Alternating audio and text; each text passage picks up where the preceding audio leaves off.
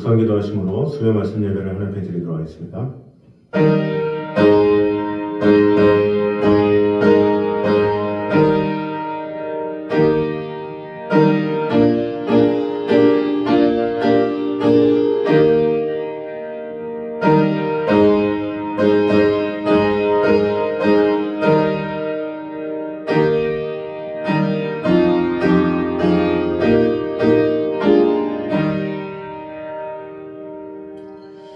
내가 또 내 영을 너희 속에 두어 너희가 살아나게 하고 내가 또 너희를 너희 고국 땅에 두리니 나 여호와가 이 일을 말하고 이룬 줄을 너희가 알리라. 여호와의 말씀이니라. 우리에게 귀한 말씀을 주시고 그 말씀으로 새 생명 가운데 거하게 해주신 주님의 은혜를 찬양합니다. 오늘도 주님 앞에 나와 예배하며 우리의 마음이 주님을 향하게 도와주시고 우리에게 새 영을 늘 부어주시는 그 하나님의 영광을 맛보며 아버지 하나님의 사랑 안에 거하는 귀한 시간 되게 하여 주시옵소서. 예수님 이름으로 기도드립니다. 아멘. 우리 찬송가 267장 찬양하십니다.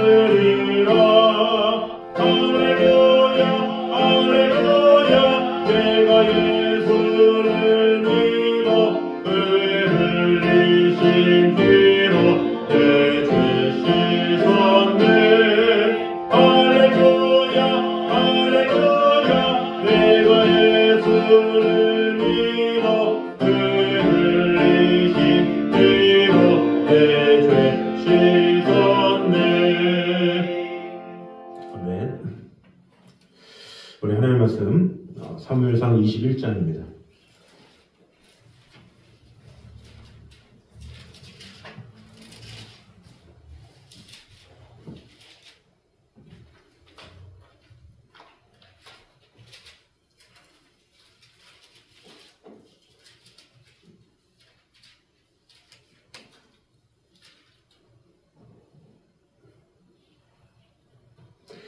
사무엘상 21장 1절에서 9절까지 말씀입니다.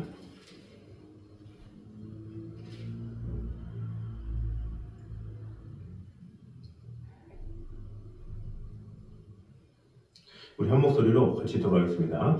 다윗이 노베 가서 제사장 아히멜렉에게 이르니 아히멜렉이 떨며 다윗을 영접하여 그에게 이르되 어찌하여 내가 홀로 있고 함께하는 자가 아무도 없느냐 하니 다윗이 제사장 아히멜렉에게 이르되 왕이 내게 이를 명령하고 이르시기를 내가 너를 보내는 것과 내게 명령한 일은 아무것도 사람에게 알리지 말라 하시기로 내가 나의 소년들을 이러이러한 곳으로 오라고 말하였나이다.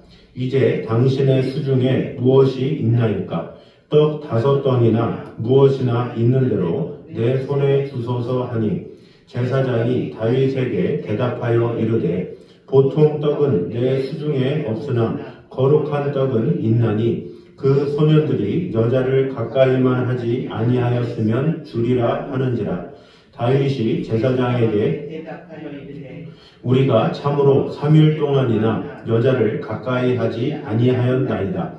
내가 떠난 길이 보통 여행이라도 소년들의 그릇이 성결하겠거든 하물며 오늘 그들의 그릇이 성결하지 아니하겠나이까 하며 제사장이 그 거룩한 떡을 주었으니 거기는 진설병 곧 여호와 앞에서 물려낸 떡밖에 없었음이라. 이 떡은 더운 떡을 드리는 날에 물려낸 것이더라. 그 날에 사울의 신하 한 사람이 여호와 앞에 머물러 있었는데 그는 도액이라 이름하는 에돔 사람이요 사울의 목자장이었더라. 다윗이 아히멜렉에게 이르되 여기 당신의 수중에 창이나 칼이 없나이까? 왕의 일이 급함으로 내가 내 칼과 무기를 가지지 못하였나이다 하니 제사장이 이르되 내가 엘라 골짜기에서 죽인 블레셋 사람 골짜기의 칼이 보자기에 쌓여 에봇 뒤에 있으니 내가 그것을 가지려거든 가지라. 여기는 그것밖에 다른 것이 없느니라 하는지라. 다윗이 이르되 그 같은 것이 또 없나니 내게 주소서 하더라. 아멘. 자, 오늘은 계속해서 다윗이 눕 땅에 가서 피함으로 아히멜렉에게 떡을 달라 하는 장면, 그리고 그 떡을 달라 하는 그 과정 가운데 도액이라 이름하는 에돔 사람이요 사울의 목자장이 그것을 복격한 그 내용, 그리고 그 아히멜렉을 통해서 나중에는 이 골리앗의 무기를 가진 그런 내용까지 나와 있는데 그 내용들을 통해서 우리에게 주시는 은혜를 보도록 하겠습니다. 먼저 아기를 품지 않은 거짓말일지라도 커다란 불행을 초래할 수 있음을 볼 수가 있습니다. 지금 다윗은 노베 가서 제사장 아히멜렉에게 가서 거짓말을 2번 하는 장면이 나옵니다. 먼저는 2절에 이렇게 말합니다. 다윗이 제사장 아히멜렉에게 이르되 왕이 내게 이를 명령하고 이르시기를 내가 너를 보내는 것과 내게 명령한 일은 아무것도 사람에게 알리지 말라 하시기로 내가 나의 소년들을 이러이러한 곳으로 오라고 말하였나이다. 이렇게 말을 하고 있죠. 이 다윗이 이 아히멜렉에게 온 이유 또 목적 이런 것을 정확하게 말하지 않았죠. 그저 왕이 시켜서 이렇게 왔다 이런 식으로 이야기를 합니다. 그리고 8절에 보면 다윗이 아히멜렉에게 이르되 여기 당신의 수중에 창이나 칼이 없나이까? 왕의 일이 급함으로 내가 내 칼과 무기를 가지지 못하였나이다 이렇게 말을 하고 있는데 여기 보면 왕의 일이 급하다 이렇게 말을 하고 있죠. 이것도 거짓말을 지금 하고 있는 것으로 볼 수가 있습니다. 사실 다윗이 이런 거짓말한 내용을 보면 전혀 남을 해롭게 할 악의가 없다는 것을 알 수가 있습니다. 확실히 다윗의 거짓말 속에는 부당한 이득을 보려 하거나 또한 아히멜렉 제사장 가문을 위험 속으로 넣으려는 그런 의도도 전혀 없습니다. 혹시 나중에 아히멜렉이 자신에게 약간의 도움을 주었다는 것이 밝혀진다 하더라도 다윗 자신의 이 거짓말에 의한 것이었기 때문에 아히멜렉에게는 전혀 피해가 돌아가지 않을 것이다 이렇게 생각할 수 있었을 것입니다. 하지만 이렇게 전혀 문제가 되지 않을 것 같던 거짓말의 결과는 실로 참혹한 것이었습니다. 여기 21장 7절에 나오는 사울의 신하 한 사람이 여호와 앞에 머물러 있었는데 그는 도액이라 이름하는 에돔 사람이요 사울의 목자장이었더라 이렇게 말을 하고 있는데 그에게 다윗이 말한 게 들리죠. 그 목격을 통해서 이 22장에 결국에는 이 사울이 노베 제사장들을 죽인 사건이 나옵니다. 즉 다윗의 거짓말로 인해서 아무 죄도 없는 제사장 85인이 사울의 손에 죽었고 높 땅의 남녀와 아이들, 젖먹이와 가축까지도 칼로 도륙을 당해버리고 말았습니다. 물론 높 제사장의 학살 사건이 전적으로 다윗의 거짓말에 의해서만 비롯된 것이다 이렇게 할 수는 없습니다. 높 제사장 학살 사건은 사울의 탐욕과 무자비함이 원인이 되어서 일어난 것입니다. 그러나 다윗이 거짓말을 하지 않았다면 이 사건은 일어나지 않았을 수도 있습니다. 이와 같은 사실은 사소한 거짓말이다 할지라도 얼마나 무서운 결과를 초래할 수 있는지 그것을 볼 수가 있는 것이죠. 물론 거짓말이라고 해서 항상 무서운 결과만을 초래하는 것은 아니죠. 이스라엘 백성이 여리고로 갈 때 그 기생 라합이 그곳에서 이 거짓말을 하는 장면이 나옵니다. 정탐꾼이 왔는데 그 정탐꾼을 숨겨주면서 오히려 그 정탐꾼을 죽이러 온 사람들을 이렇게 보내는 장면이 나오죠. 어떻게 보면 그런 이 라합이 자신과 자신의 가족을 살리기 위해서 자기 민족을 멸망의 구렁텅이에 빠뜨리는 일을 했다고 비난하는 이들도 있습니다. 하지만 당시 여리고는 이미 하나님께서 심판하시기로 작정했기 때문에 라합이 그렇게 거짓말 하든 안 하든 상관없이 하나님은 이미 심판이 예비되었던 그런 곳이었죠. 다시 말해서 사실 라합이 거짓말을 하든 참말을 하든 그것은 여리고의 멸망에 하등 영향을 끼칠 수 없는 상황에서 나온 거짓말이었던 것입니다. 그렇다고 라합의 거짓말이 정당한 것이냐? 그렇지는 않다라는 것입니다. 다만 다윗의 거짓말은 라합의 경우와 상황이 완전히 달랐다는데 그 문제의 심각성이 있습니다. 다윗은 하나님에 의해 여러 고난으로부터 구원을 얻었습니다. 왜냐하면 그는 하나님에 의해 선택되어 기름 부음을 받을 이스라엘의 차기 왕이 될 것이기 때문입니다. 그래서 다윗은 더욱더 신중해야 됐죠. 그런 상황에서 아히멜렉에게 차근차근히 자신의 상황을 이야기하면서 자신의 지금 어떻게 하나님께 인도를 받았고 또 하나님 앞에서 어떻게 해야 될지를 자세히 이야기할 필요가 있었다는 거죠. 기생 라합은 그저 그 정탐꾼에게 말을 전해주는 전령에 불과했죠. 전령도 아니고 전령으로 택함받은 것도 아니고 그저 그곳에 살고 있는 연인에 불과했습니다.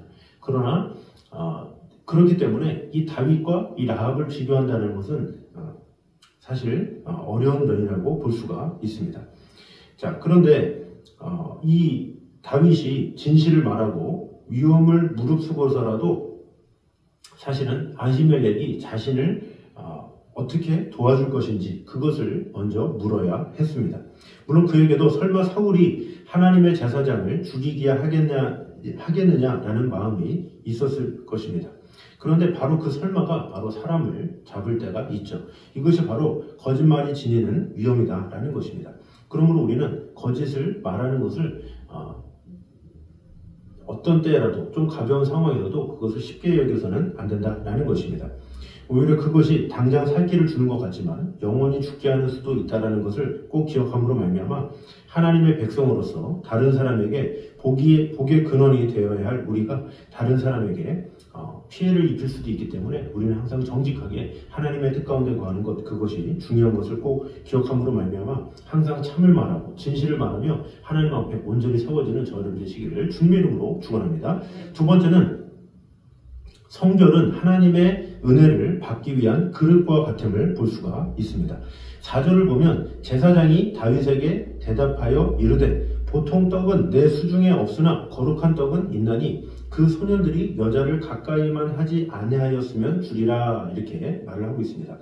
다윗이 배고프다고 하니까 뭐 이렇게 제사 드리던 떡이 있습니까? 이런 식으로 수중에 무엇이 있습니까? 이렇게 말을 하고 있죠. 그랬더니 제사장이 뭐라 그럽니까? 보통 떡은 없으나 거룩한 떡은 있다. 제사 드리던 떡은 있다라는 거죠. 근데 이것은 아무나 줄 수 없는데 누구에게 주느냐? 바로 소년들이 여자를 가까이만 하지 아니하였으면 주리라 이렇게 얘기를 하고 있죠. 떡을 주긴 주는데 조건이 있다는 거죠. 여자를 가까이 하지 말아야 된다라는 것을 말하고 있습니다.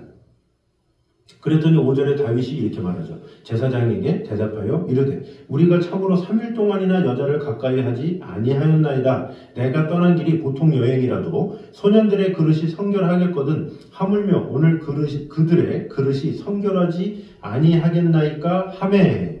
그러니까 본인이 깨끗하다, 소년들도 깨끗하다 이렇게 말을 했던 거죠. 그랬더니 6절에 제사장이 그 거룩한 떡을 주었으니 거기는 진설병 곧 여호와 앞에서 물려낸 떡밖에 없었음이라 이렇게 말을 하고 있죠. 자, 이 떡을 줌에 있어서 조건이 바로 무엇이냐? 정결해야 된다, 깨끗해야 된다는 거죠. 이것은 무엇이냐? 아무리 거룩한 것, 좋은 것을 받기 위해서는 그저 거저받는 것이 아니라 거룩해져야 된다, 성결해져야 된다는 거죠. 그럼 반대로 더 깊이 말하면 무엇입니까? 하나님의 은혜를 우리가 받기를 원하는데 하나님의 은혜는 거저받는 것이 아니라 우리는 무조건 거저주신다. 하나님께서 무조건적으로 우리에게 우리가 어떠하든지 주신다 이것이 아니라 우리가 깨끗한 그릇으로 하나님 앞에 예비될 때 하나님께서 그에 합당하게 은혜를 주신다는 것을 우리는 알아야 합니다. 그래서 디모데후서에서도 너를 깨끗한 그릇으로 부르심을 입은 자처럼 행하라 이렇게 말을 하고 있죠. 금그릇도 있고 은그릇도 있고 어떤 그릇이 있지만 그 무엇보다 깨끗하게 준비된 그릇이 쓰임을 받는다 이렇게 말하는 것처럼 바로 하나님의 은혜는 무조건적으로 누구나 다 임하는 것이 아니라 깨끗하게 준비된 자, 은혜를 받을 만한 자격이 있는 자에게 주어진다는 것을 우리는 알아야 합니다. 그래서 대개 이 하나님의 은혜를 어떤 우리가 갈망함에 있어서 자신은 준비되지 않은 채 왜 하나님의 은혜가 없는지 이렇게 생각하는 경우가 많이 있죠. 그러나 하나님의 은혜는 무조건적으로 주시기는 하지만 그 은혜를 받을 만한 그릇으로 우리가 얼마나 준비되느냐 그에 따라서 하나님의 은혜는 더 풍성하게 부어질 수 있다는 것입니다. 그러므로 하나님의 은혜는 순결하고 고귀합니다. 따라서 하나님은 결코 그 은혜를 더러운 그릇에 담는 법이 없습니다. 오직 마음이 깨끗한 자에게 신령한 은혜를 주시죠. 그래서 마음이 청결한 자는 복이 있나니 저희가 하나님을 볼 것이며 이렇게 산상수훈에서 말씀하고 있죠. 하나님의 은혜는 깨끗한 자, 준비된 자 그런 자에게 임하시고 역사하시고 함께 하신다는 거죠. 이 사울이 처음에 순수한 마음이 있었을 때는 하나님의 영이 임했죠. 그러나 시간이 지나고 나서 변질되고 그가 하나님의 말씀을 거절했을 때 하나님은 함께 계시지도 않고 결국은 그가 나중에는 신령한 여인을 찾아가죠. 그러나 다윗은 반대로 은혜 받을 만한 그릇이 준비되었기 때문에 하나님께서 항상 때를 돕는 은혜를 주셨다라는 것입니다. 그러므로 우리에게 깨끗한 그릇이 준비되었을 때 하나님께서는 각양 좋은 은사와 넘치는 은혜들을 공급해 주신다는 것을 꼭 기억함으로 말미암아 하나님의 은혜를 갈망하는 것만큼이나 내가 그 은혜를 받을 만한 그릇으로 온전히 준비되기에 힘쓰는 저여러분 되시기를 주님의 이름으로 축원합니다. 세 번째로는 율법의 자구적 실천보다 하나님의 마음을 아는 것이 더욱 중요함을 볼 수가 있습니다. 6절을 보면 제사장 아히멜렉이 먹을 것을 구하는 다윗의 요청을 듣고 그에게 거룩한 떡을 준 장면이 나옵니다. 여기서 이 거룩한 떡이란 성소의 상에 진열해 둔 12개의 떡, 곧 진설병을 말하는데 율법의 규례에 따르면 진설병은 성소에서 거하는 제사장 외에는 먹지 말라 이렇게 레위기 24장 9절에 금지되어 있었습니다. 그런데 아히멜렉은 제사장 외에는 먹는 것이 금지된 이 떡을 다윗과 그와 동행한 사람들을 위해서 준 것이다라는 거죠. 만약에 이렇게 줬다면 어떻게 됩니까? 사실은 구약식이기 때문에 하나님의 진노가 있을 수밖에 없죠. 다윗이 먹는 즉시 그곳에서 죽음을 당해야 어떻게 보면 구약에 나오는 내용이다 볼 수가 있죠. 그러나 오히려 그로 인해서 다윗은 배부름을 입게 되겠죠. 되는 장면이 나옵니다. 이것은 무엇입니까? 하나님은 율법의 하나님이시긴 하지만 사람의 마음을 헤아리시는 그런 하나님이심을 볼 수가 있습니다. 또 신약 성경을 보면 예수님께서 바로 이 사건을 인용하시면서 안식일에 미리삭을 따먹는 제자들의 행동을 옹호하시는 장면이 나와 있습니다. 즉 예수님께서는 아히멜렉이 다윗에게 진설병을 주어 먹게 한 것에 대해서 아무런 문제도 제기하지 않으시고 오히려 정당한 것으로 인정하신 것입니다. 여기서 더 나아가 예수님은 율법의 조항을 이용하여 제자들을 정죄하는 바리새인들을 향해서 마태복음 12장 7절에 이렇게 말씀하십니다. 나는 자비를 원하고 제사를 원치 아니하노라 하신 뜻을 너희가 알았더면 무죄한 자를 죄로 정치 아니하였으리라 이렇게 말씀하셨습니다. 이것은 곧 율법을 글자 그대로 지키는 행위보다 그 이면에 하나님의 마음으로 자비를 행하는 것이 더욱 중요하다라는 것을 말하고 있는 것입니다. 사실 바리새인들도 마태복음 12장에 제자들과 함께 미리삭을 먹는 것 그 자체를 가지고 얘기했죠. 그러나 예수님은 오히려 나는 안식일의 주인이다 이렇게 말을 하고 있죠. 사람들은 지키냐 안 지키느냐 이것에 따라 말하지만 예수님은 내가 안식일의 주인이야 하면서 하나님을 사랑할 것, 예수 그리스도를 사랑할 것, 그것을 주장하신 장면이 나와 있습니다.